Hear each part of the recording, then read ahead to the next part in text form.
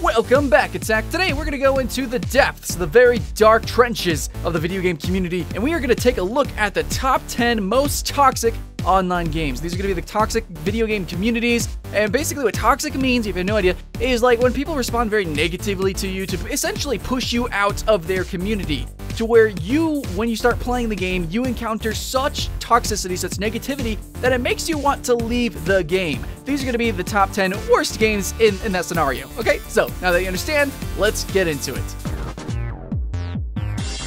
Starting our list for the most toxic games ever is got to be Albion Online. Now this, guys, I know the game's not released yet, but I have extensive experience with this game and its genre, and I can say that this genre is one of the most toxic in the world. If you play any full loot sandbox MMORPG, you are going to come across a huge amount of negativity from its fan base, from its true fanatics, as well as just the gameplay itself opens up a lot of possibilities for backstabbing and stuff like that, douchebaggery. But anyways, in Albion Online specifically, there's a lot of focus on camaraderie, okay? There's a lot of guild focus, and even not just dungeons, not just doing PvP, but just traveling from zone to zone because of the weight limits, the possibility of losing all your loot. Truly, you are relying on your teammates significantly, and that just opens up a lot of potential for anger and toxicity.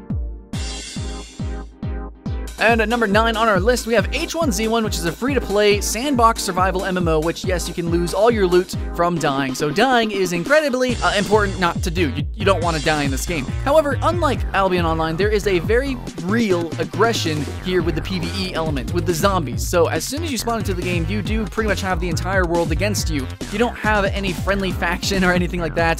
Just straight up from the get-go, you are against all the players and against all the zombies.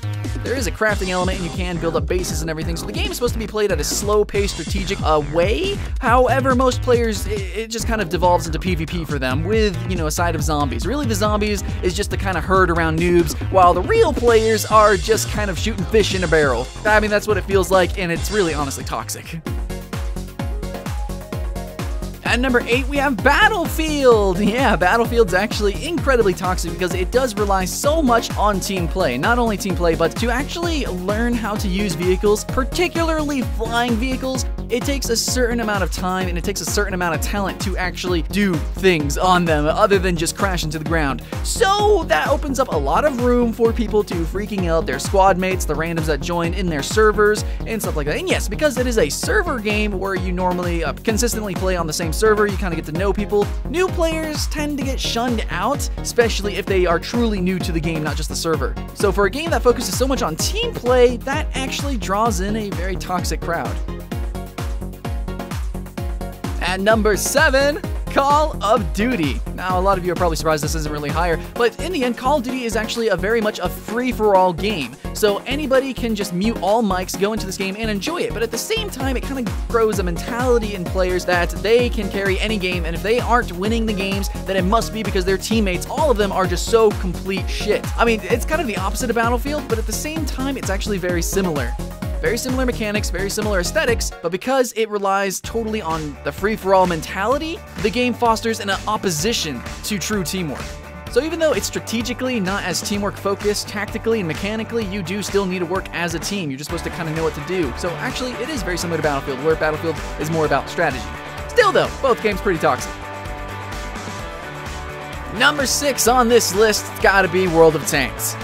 Now, to even start playing World of Tanks, I mean, truly get into the game, it takes hours and hours of dedication to actually, you know, produce any sort of skill or a symbionce of skill, or to even actually grind up to get the proper equipment for your vehicles and such. So if you don't even have that base equipment, you're gonna be yelled at tremendously. And if you don't know how to use that equipment, if you don't know the different strategies, if you don't work with your team properly, I guess, I mean, people are just gonna freaking yell at you. And this is a competitive game. It's a competitive team game, much like many on this list. And for that reason, it fosters a lot of passion and toxicity.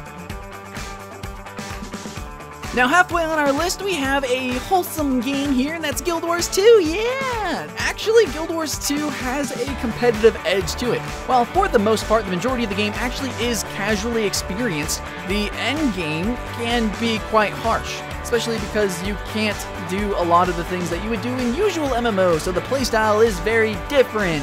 And then, of course, you have the PvP, which is wholly different from like any game I've ever played, and it's also very competitive. It's even got paid tournaments. So with its very unique gameplay and its stark contrast from its casual gameplay up to its hardcore, it can really offset and totally push off new players. And it kind of just ruts hardcore players together, and then they just kind of fester together in their own toxicity.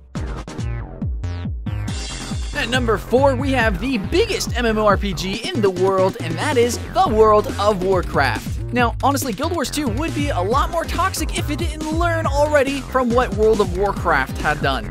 See, the big thing about World of Warcraft is gear grinding. Getting the best gear, equipping it, setting up your different masteries and skill trees, learning your different rotations. It's a whole lot of memorization and a whole lot of grinding and equipping. In World of Warcraft, you can even see clearly with mods and without mods exactly what gear someone is wearing, how much DPS they're doing, or how well they're committing and doing their role.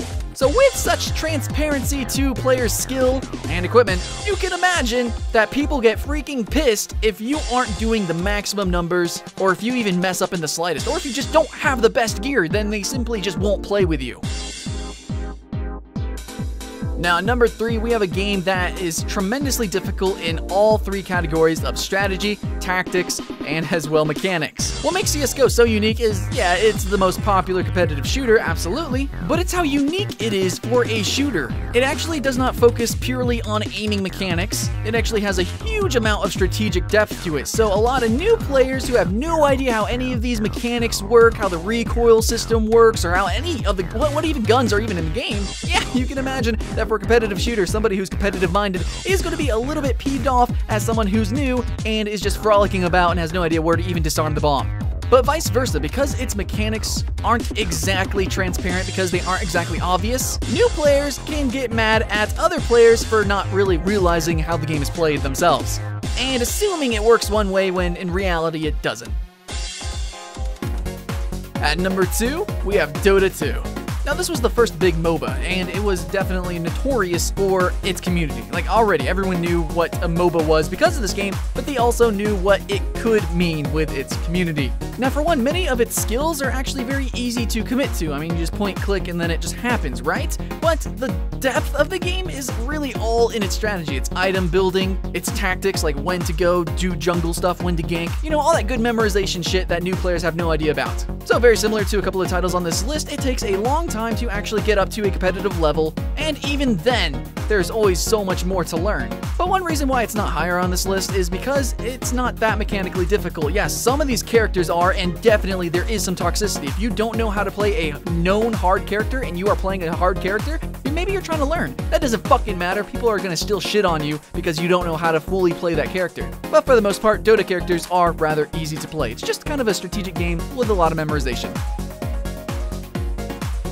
Okay, so now for our number 1 most toxic online game, you all guessed it, 99% of you guys guessed this, and that's League of Legends. Now, why League of Legends versus Dota 2? Well, I'll tell you, because League of Legends really isn't about too much memorization, okay? The item builds are, for the most part, extremely obvious. I mean, you can just go on some websites, find some builds, and they work for 99% of the games. Really, League of Legends differentiates itself from other MOBAs because it is so mechanical. I mean, in a sense, it almost feels like a fighting game, especially if you're mid-lane 1v1 or some of these other top-lane bruisers, like Yasuo, Lee Sin, stuff like that. It becomes really mechanical, and it does feel like a one-on-one survival of the fittest.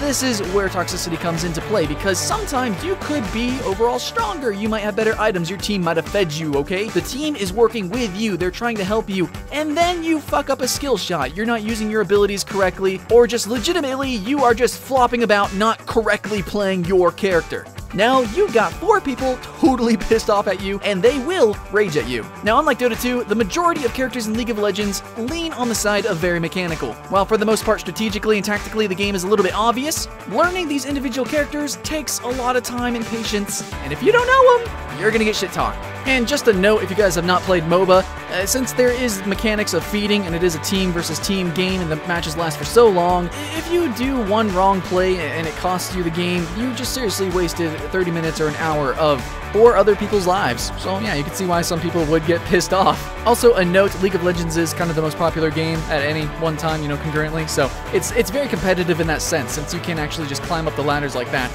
So if you're hindering someone else's climb, yeah, it's just another compound fact to why League of Legends is the most toxic online game.